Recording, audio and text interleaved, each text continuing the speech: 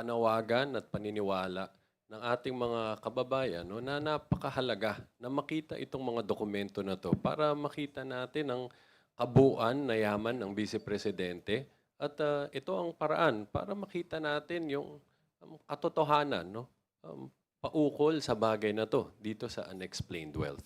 At alalahanin din natin, no, bukod sa napaka-importanting rason na kailangan ito para makita ang buong katotohanan, our request is based on strong legal grounds, no? As articulated by Kong Shell Jokno during the oral arguments.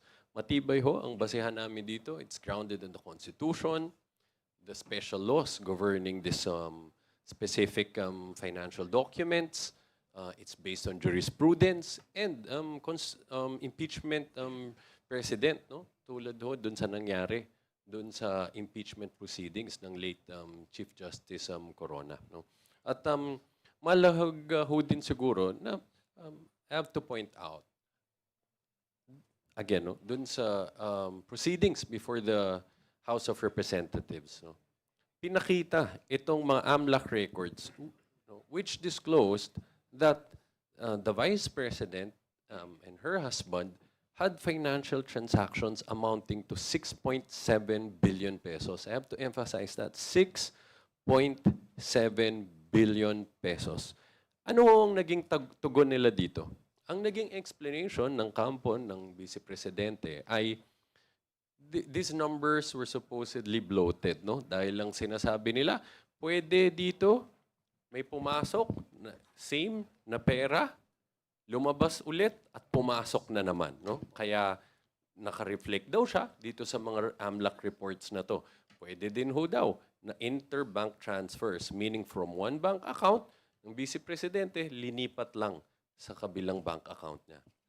Let's remember, in the SALN, the total net worth that was declared was only 80 million. If we're talking about 6.7 billion in financial transactions, gaano kadaming beses ho yan papalabasin at papapasok ng paulit-ulit.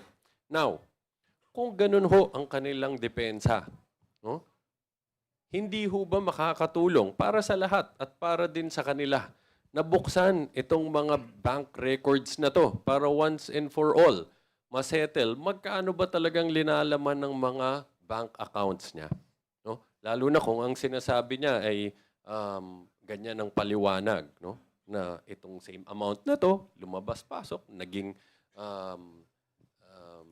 bloated itong mga figures stated, no, in the AMLAC reports. So, makakatulong ho ito sa lahat, no? Para din ho sa kanila, kung yan ang posisyon nila, no? Para mapatunayan na talagang inosente sila sa charges na ito.